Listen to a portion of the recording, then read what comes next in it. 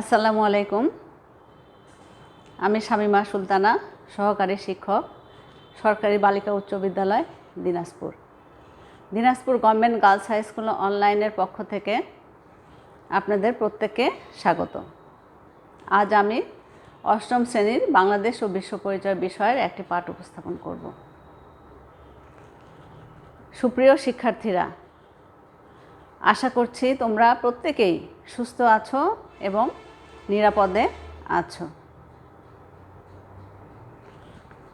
বর্তমানে এই বিশ্বায়নের যুগে আমরা একা চলতে পারি না।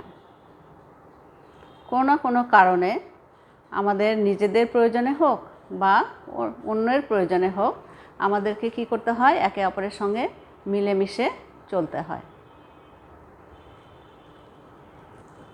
এই যে পৃথিবী নামক গ্রহ, এই গ্রহটিতে প্রায় 195টি দেশ রয়েছে। রাষ্ট্রীয়ভাবে এই দেশগুলি প্রত্যেকেই স্বাধীন এবং সার্বভৌম, কিন্তু তারপরেও কেউই অর্থাৎ কোনো দেশই এককভাবে চলতে পারে না। কোনো না কোনো সমস্যা আছেই। কার? এই দেশগুলির। কম বেশি প্রত্যেকটা দেশেরই কিছু না কিছু সমস্যা আছেই। আমাদের এই যে বাংলাদেশ একটা উন্নয়নশীল দেশ, তাই না? আমাদের বাংলাদেশকেও কি করতে হয়? কিছু কিছু মৌলিক চাহিদা পূরণের জন্য অন্য দেশের উপরে নির্ভর করতে হয়, যেমন খাদ্য, শিক্ষা, চিকিৎসা ইত্যাদি। শুধু আমাদের দেশ কেন, পৃথিবীর প্রায় সকল দেশকেই কোনো না কোনো ব্যাপারে অন্য দেশের সঙ্গে সুসম্পর্ক বজায় রাখতে হয়, অন্য দেশের উপরে নির্ভর করতে হয়।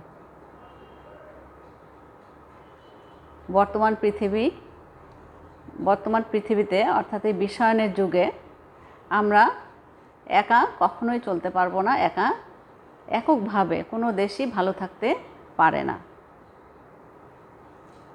মানুষ তার প্রয়োজনের তাগিদেই নিজের প্রয়োজনীয়তা পূরণের জন্য বা পৃথিবীতে শান্তি স্থাপনের জন্য কি করে? শুধু মানুষ না, সেই সব রাষ্ট্রগুলি কি করে থাকে? বিভিন্ন ধরনের আন্তর্জাতিক এবং আঞ্চলিক সংগঠন তৈরি করে থাকে। তোমরা নিশ্চয়ই জানো এ ধরনের কিছু আঞ্চলিক সংস্থার নাম। সেগুলি কি কি? যেমন সার্ক, ইউরোপীয় ইউনিয়ন, এশিয়ান ইউনিয়ন, তাই না? এছাড়াও কিছু আন্তর্জাতিক সংস্থা রয়েছে যেগুলির মাধ্যমে বিভিন্ন দেশের প্রয়োজন পূরণ করা হয়ে থাকে। সেই সংস্থাগুলি কি কি হতে পারে? আন্তর্জাতিক সংস্থাগুলির নাম কি কি? দু একটা নিশ্চয় তোমরা পারবে। কি কি? ন্যাটো, ইউনিসেফ, ইউনেস্কো, তাই না? এরকম আরও অনেক আন্তর্জাতিক সংস্থা রয়েছে। এইগুলি আসলে আজকে আমাদের পাঠের আলোচ্য বিষয়। শিক্ষার্থীরা, আশা করছি তোমরা বুঝতে পেরেছ যে আজকে আমরা কোন অধ্যায়টি আলোচনা করব এবং আমাদের পাঠের আলোচ্য বিষয় কি হবে, তাই না?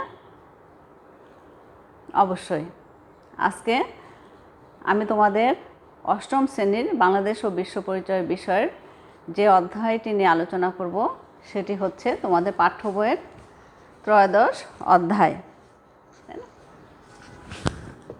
ত্রয়োদশ অধ্যায়, এবং এই অধ্যায়টিতে যে বিষয়গুলি নিয়ে আলোচনা করা হবে সেটা হচ্ছে বিভিন্ন আন্তর্জাতিক সংস্থা, এবং পাঠটির নাম কি? বাংলাদেশ এবং বিভিন্ন আঞ্চলিক ও আন্তর্জাতিক সহযোগী সংস্থা। বাংলাদেশ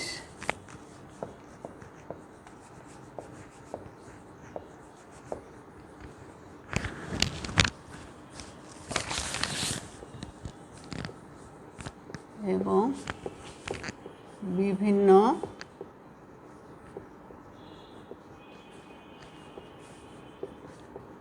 আঞ্চলিক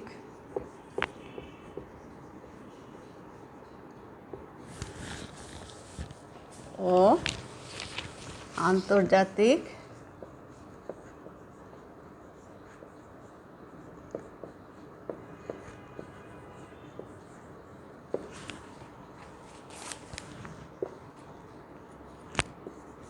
সহযোগী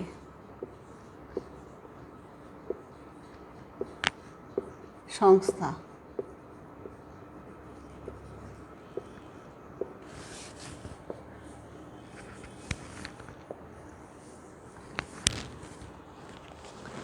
বাংলাদেশ এবং বিভিন্ন আঞ্চলিক ও আন্তর্জাতিক সহযোগী সংস্থা। শিক্ষার্থীরা, তোমরা জানো এই অধ্যায়টিতে 6টি আন্তর্জাতিক সংস্থা নিয়ে আলোচনা করা হয়েছে। আজকে আমরা এর মধ্যে 3টি আন্তর্জাতিক সংস্থা নিয়ে আলোচনা করব। প্রথমেই যে আন্তর্জাতিক সংস্থাটা নিয়ে আলোচনা করব সেটি হচ্ছে ইউনিসেফ। আমি জানি শিক্ষার্থীরা তোমরা ইউনিসেফ সম্পর্কে কিছু না কিছু জানো। ইউনিসেফ, UNICEF,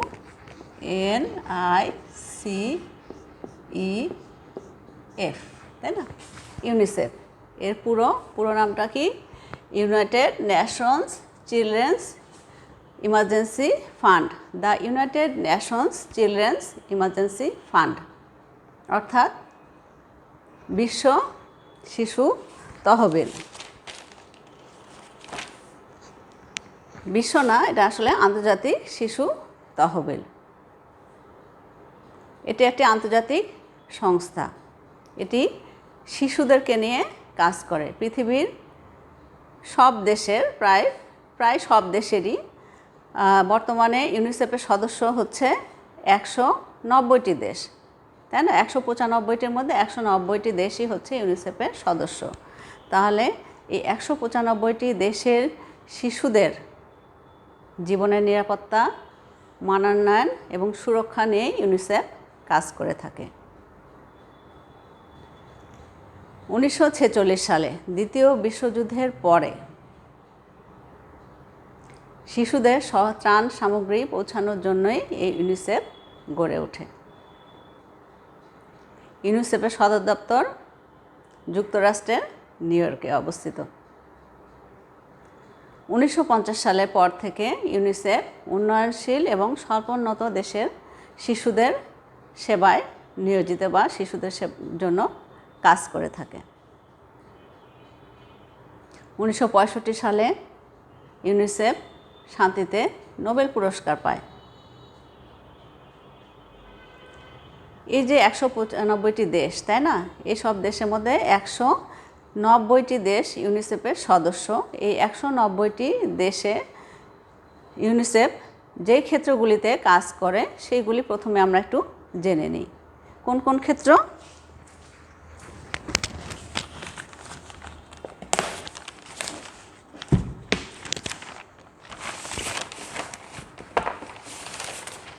তোমরা লক্ষ্য করো, বিভিন্ন দেশের শিশুদের মাতৃ ও শিশু স্বাস্থ্য রক্ষায়, পুষ্টি ও রোগ প্রতিরোধ।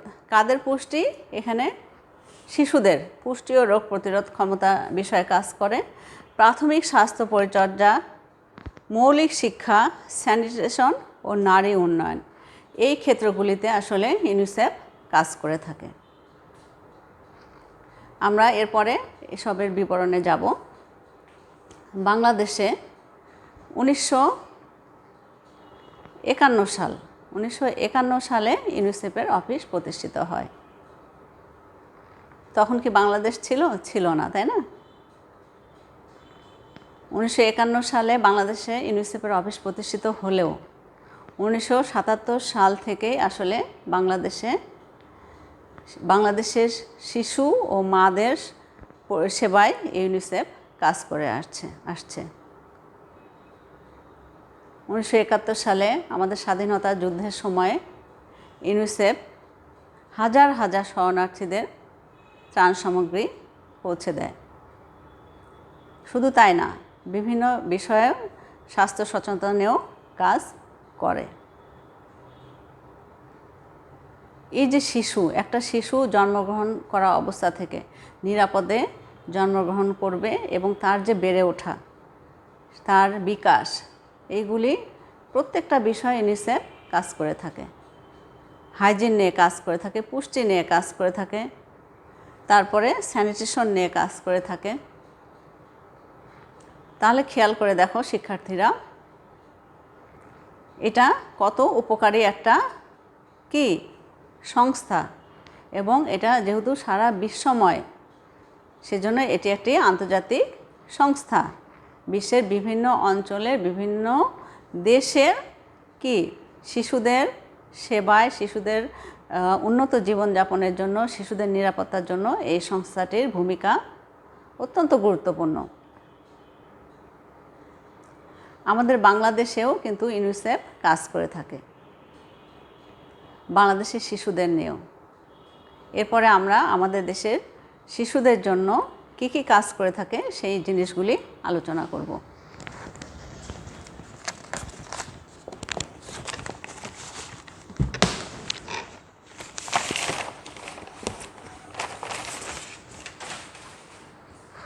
প্রিয় শিক্ষার্থীরা, লক্ষ্য করো, আমাদের দেশে শিশুদের স্বাস্থ্য, শিক্ষা, পুষ্টি, শিশু সুরক্ষা, পানি, পয়ঃনিষ্কাশন ও hygiene, communication for development, social policy, communication and partnership, HIV বা এইডস প্রতিরোধ, এই সকল ক্ষেত্রে ইউনিসেফের অবদান অনেক বেশি।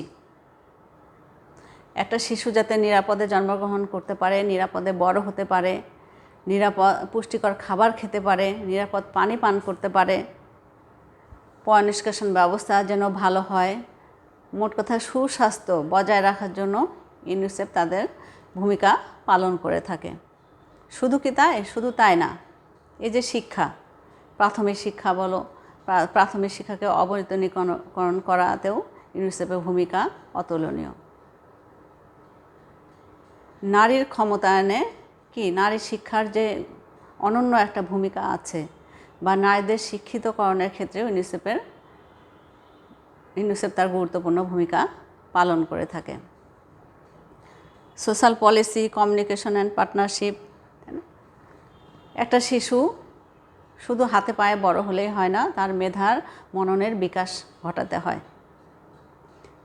তাকে একটা সুস্থ, সুন্দর, নিরাপদ পরিবেশ উপহার দিতে হয়।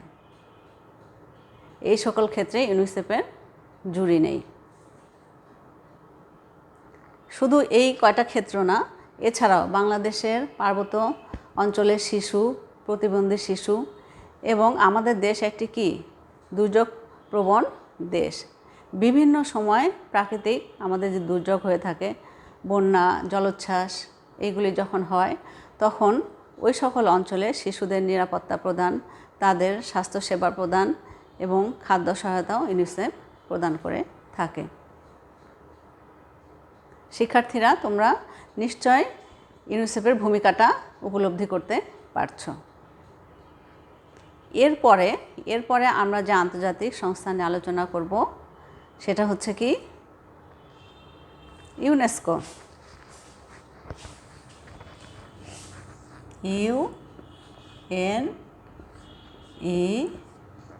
UNESCO, ইউনেস্কো, এটা পুরো নামটা কি? The United Nations educational, scientific and cultural organisation. The United Nations educational, scientific and cultural organisation, এর বাংলা নাম শিক্ষা, বিজ্ঞান ও সংস্কৃতি সংস্থা। তোমরা নিশ্চয় এর নাম শুনেই এর কাজগুলি বুঝতে পারছো, কোন কোন ক্ষেত্র নিয়ে ইউনেস্কো কাজ করে।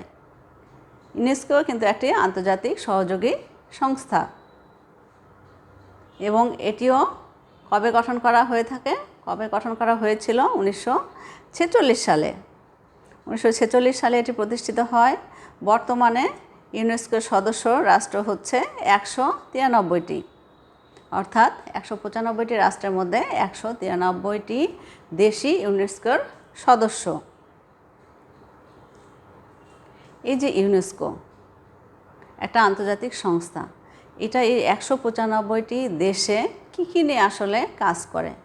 ইউনেস্কোর প্রধান যে ক্ষেত্র বা কাজের ক্ষেত্র, এটা কয়টি? নামের মধ্যেই কিন্তু রয়েছে। তোমরা একটু চেষ্টা করো বলার। কি ইউনেস্কোর ক্ষেত্রগুলি কি হচ্ছে? শিক্ষা, বিজ্ঞান,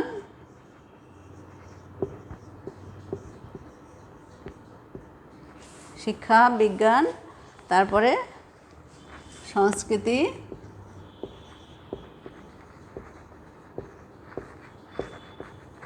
আরেকটি কি ও যোগাযোগ। যোগাযোগ, তাই না? চারটি ক্ষেত্র নিয়ে কাজ করে থাকে ইউনেস্কো। কি এই 193টি দেশের শিক্ষা, বিজ্ঞান, সংস্কৃতি ও যোগাযোগ। শিক্ষায় আসলে কিভাবে কাজ করে, তাই না? এই সকল দেশের যারা ইউনেস্কো সদস্য তাদের কি প্রত্যেকটা রাষ্ট্রের কি আছে, পাঠ্যক্রম আছে, তাই না? সিলেবাস আছে, পাঠ্যক্রম। বিজ্ঞান শিক্ষার উন্নয়ন প্রকল্প প্রণয়ন ও বাস্তবায়নের মাধ্যমে, যে শুধু তাই না, শিক্ষা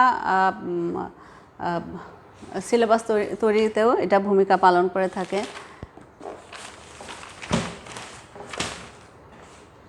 শিক্ষা ও স্বাস্থ্যের উন্নয়ন কর্মসূচি সম্পর্কে সাংস্কৃতিক চর্চায় গতিশীলতা আনার ক্ষেত্রে, শিক্ষা বিষয়ক সমস্যার সমাধানে, শিক্ষা, বিজ্ঞান, সংস্কৃতি, শান্তি বিষয়ে পুরস্কার প্রদান করে। শুধু এগুলিই নয়, এটা গেল তো শিক্ষার। আবার এই শিক্ষার ক্ষেত্রে আরও অবদান রয়েছে কিভাবে, বিজ্ঞান শিক্ষায়, তারপরে তোমার বিভিন্ন বিদ্যালয়ে ভৌত অবকাঠামো নির্মাণে সহায়তা করে থাকে, গবেষণাগার নির্মাণে সহায়তা করে থাকে। উচ্চ শিক্ষায় যারা বিজ্ঞান শিক্ষা গ্রহণ করে, হ্যাঁ, তাদের উচ্চ শিক্ষার জন্য কি বৃত্তি প্রদান করে থাকে। শুধু তাই না, গবেষণামূলক কাজে সহযোগিতা করে থাকে, বিশেষ করে বিজ্ঞান শিক্ষায়। এছাড়াও সংস্কৃতিতেও কিন্তু অবদান রাখে। কিভাবে অবদান রাখে? সংস্কৃতির বৈচিত্র্যের প্রচার, বিশ্ব সাহিত্যের অনুবাদ, আন্তর্জাতিক সহযোগিতা, বিশ্বের সংস্কৃতি ও প্রাকৃতিক হেরিটেজ সাইট রক্ষায় বা ওয়ার্ল্ড হেরিটেজ ঘোষণা, বিশ্বের ঐতিহ্যবাহী স্থান ও দিবসকে স্বীকৃতি প্রদান, ঐতিহ্যগত ঐতিহাসিক গুরুত্বপূর্ণ স্থানকে রক্ষণাবেক্ষণ। এগুলি হচ্ছে ইউনেস্কোর সাংস্কৃতিক কর্মকাণ্ড। এছাড়াও মানবাধিকার রক্ষা, বিশ্বব্যাপী ডিজিটাল বিভাজন সরিয়ে দেওয়া, অর্থাৎ যোগাযোগের ক্ষেত্রে বিশ্বব্যাপী যে ডিজিটাল ব্যবধান রয়েছে সেগুলি সরিয়ে দিতেও, অর্থাৎ আইসিটি প্রশিক্ষণেও ইউনেস্কোর জুরি মেলা ভার। আমাদের দেশে কখন এই ইউনেস্কো বা আমাদের দেশটা কখন ইউনেস্কো সদস্যপদ লাভ করে? 1972 সালের 27শে অক্টোবর। এবং 1973 সালে কি করে সরকার বাংলাদেশ ইউনেস্কো কমিশন গঠন করে থাকে।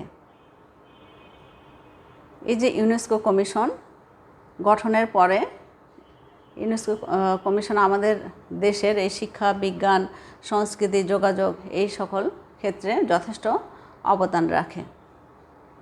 প্রিয় শিক্ষার্থীরা, আমরা একটু লক্ষ্য করি যে ইউনেস্কো কি কাজ করে থাকে সারা বিশ্বে, একটু লক্ষ্য করি।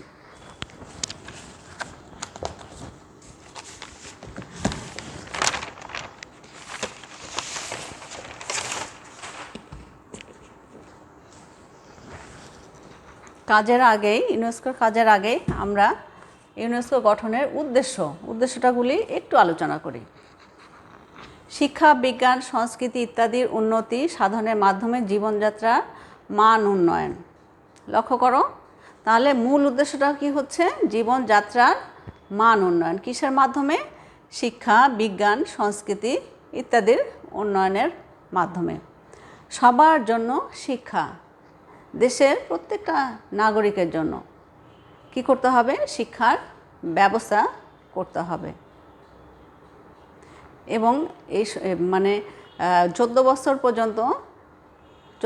পর্যন্ত শিশুদের শিক্ষার জন্য ইউনেস্কো বিশাল একটা ভূমিকা পালন করে থাকে। ন্যায় বিচার, আইনের শাসন, মানবাধিকার, সর্বজনীন সংস্থার বৃদ্ধির জন্য শিক্ষা, বিজ্ঞান ও সংস্কৃতিতে আন্তর্জাতিক সহযোগিতার প্রচারে অবদান রাখা। শান্তি প্রতিষ্ঠা, দারিদ্র্য বিমোচন, টেকসই উন্নয়ন এবং শিক্ষা, বিজ্ঞান, সংস্কৃতি, যোগাযোগ এবং তথ্যের মাধ্যমে আন্তঃসাংস্কৃতিক সংলাপে অবদান রাখা। তাহলে দেখো, এটা শুধু ওই সকল রাষ্ট্রের যারা ইউনেস্কোর সদস্য তাদের দেশের অভ্যন্তরে যে কাজ করে তা কিন্তু না। ইউনেস্কোর যে বিভিন্ন সদস্য আছে, ইউনেস্কো যারা কি অন্তর্ভুক্ত, তাদের প্রত্যেকের মানে শান্তি প্রতিষ্ঠা, দারিদ্র্য বিমোচন, টেকসই উন্নয়ন এবং শিক্ষা, বিজ্ঞান, সংস্কৃতি, যোগাযোগ, তথ্যের মাধ্যমে সাংস্কৃতিক সংলাপে অবদান রাখে এবং তাদের মধ্যে একটা সুসম্পর্ক বজায় রাখে। আমাদের এই বাংলাদেশেও কিন্তু ইউনেস্কোর অবদান অতুলনীয়। আমরা কিছু কিন্তু জানি, হ্যাঁ অবশ্যই আমরা কিন্তু জানি। তোমরা একটু মনে করে দেখো, আমাদের বাংলাদেশকে বিশ্ব দরবারে আমাদের বাংলাদেশের একটি বিষয়কে কি স্বীকৃতি এনে দিয়েছে এই ইউনেস্কো। আমরা সেটা নিয়েও বলবো। তোমাদের পাঠ্য বইয়ে যেই বিষয়গুলি রয়েছে, অর্থাৎ ইউনেস্কো আমাদের দেশের জন্য যেই কাজগুলি করে সেইগুলি সম্পর্কে একটু আলোকপাত করি। কি ইউনেস্কো বাংলাদেশ থেকে নিরক্ষরতা দূরীকরণ, বিশেষ করে বয়স্কদের শিক্ষা, বিজ্ঞান শিক্ষার উন্নয়ন, যোগাযোগ ব্যবস্থার উন্নতি ও সাংস্কৃতিক ঐতিহ্য সংরক্ষণে গুরুত্বপূর্ণ ভূমিকা পালন করে। শুধু এই কয়টি নয়, আরও আছে। কি বাংলাদেশের ক্ষেত্রে যে আমরা অবদান দেখতে পাই সেগুলো কোথায় এমজিডি, তাই না? এমজিডি, এসজিডি বাস্তবায়নে সহায়তা প্রদান করে থাকে। প্রাথমিক শিক্ষায় তো এর মানে অবদান আমরা অনস্বীকার্য। কি সর্বজনীন প্রাথমিক শিক্ষা, অবৈতনিক বাধ্যতামূলক প্রাথমিক শিক্ষা এবং এই যে বয়স্ক শিক্ষা চালুকরণে ইউনেস্কোর একটা বিশাল ভূমিকা রয়েছে। জেন্ডার বৈষম্য দূরীকরণে শিক্ষার প্রতি গুরুত্ব আরোপ করে, শিক্ষা প্রতিষ্ঠানের ভৌত অবকাঠামো উন্নয়নের মাধ্যমে শিক্ষাক্ষেত্রে জবাবদিহিতা নিশ্চিতকরণে, উচ্চশিক্ষা গবেষণা ও উন্নয়নে, শিক্ষক মূল্যায়ন, শিক্ষকদের বিভিন্ন বিষয়ে প্রশিক্ষণ প্রদানের মাধ্যমে। শুধু এইগুলিই না, আরও রয়েছে। তার মধ্যে আমরা যে সংস্কৃতি ক্ষেত্রে যে আমাদের ইউনেস্কোর অবদান, সেটা আমাদের কি ভাষা শহীদ দিবস ছিল কত 21শে ফেব্রুয়ারি, তাই না? ভাষা শহীদ দিবসকে আন্তর্জাতিক মাতৃভাষা দিবস হিসাবে স্বীকৃতি প্রদান করেছে কে? এই ইউনেস্কো। আমাদের সুন্দরবন আমাদের একটা সম্পদ। এই যে সুন্দরবনকে ওয়ার্ল্ড হেরিটেজে স্থান পাইয়ে দিয়েছে কে? এই ইউনেস্কো। ঐতিহাসিক নিদর্শন কি 7 গম্বুজ মসজিদ, আর পাহাড়পুরের সোমপুর বৌদ্ধ বিহার, এগুলি সংরক্ষণাবেক্ষণের দায়িত্ব কে নিয়েছে? ইউনেস্কো। সর্বশেষ 7ই মার্চের ভাষণকে কি করেছে? বিশ্বের ঐতিহ্যের দলিল হিসাবে স্বীকৃতি প্রদান করেছে ইউনেস্কো। তাহলে শিক্ষার্থীরা দেখো, আমাদের দেশের ঐতিহ্য, আমাদের দেশের সংস্কৃতি, তাই না, এগুলি রক্ষণাবেক্ষণে ইউনেস্কো কতখানি ভূমিকা পালন করে থাকে। আশা করছি তোমরা ইউনেস্কোর মানে যে ক্ষেত্র সেগুলি বলতে পারবে। শুধু তাই না, ইউনেস্কোর যে অবদান, বাংলাদেশে ইউনেস্কোর অবদানগুলিও তোমরা সুন্দরভাবে ব্যাখ্যা করতে পারবে। প্রিয় শিক্ষার্থীরা, আমরা যদি পড়াশোনার পরীক্ষার কথা বলি তাহলে আমরা দেখতে পাই যে এই অধ্যায় থেকে প্রত্যেক বছরই কি আসে? একটি করে সৃজনশীল প্রশ্ন কিন্তু আসে। এবং আমার বিশ্বাস আমার এই আলোচনা তোমাদেরকে সেই সৃজনশীল প্রশ্নের সুন্দরভাবে উত্তর দিতে সহায়তা করবে। এরপরে আমরা যেই আন্তর্জাতিক সংস্থা নিয়ে আলোচনা করব সেটা হচ্ছে ইউএনডিপি। ইউএনডিপির পুরো নাম কি? The United Nations development programme. UNDP নাম শুনে আমরা বুঝতে পারছি the United Nations development programme অর্থাৎ উন্নয়নমূলক, তাই না? নাম শুনে আসলে এটা বোঝা যাচ্ছে। এই ইউএনডিপি কত সালে গঠিত হয়? 1965 সালে নভেম্বর মাসে ইউএনডিপি গঠিত হয়। এর আসলে যে মূল উদ্দেশ্য বা মূল যে কাজ সেটা কি? দারিদ্র্য নিরসন। কোথা থেকে? গোটা পৃথিবী থেকে। শুধু দারিদ্র্য নিরসন তাই না, দারিদ্র্য নিরসন এবং উন্নয়নমূলক কর্মকাণ্ড সম্পাদন। আসো আমরা লক্ষ্য করি এই ইউএনডিপি কয়টি ক্ষেত্র নিয়ে কাজ করে।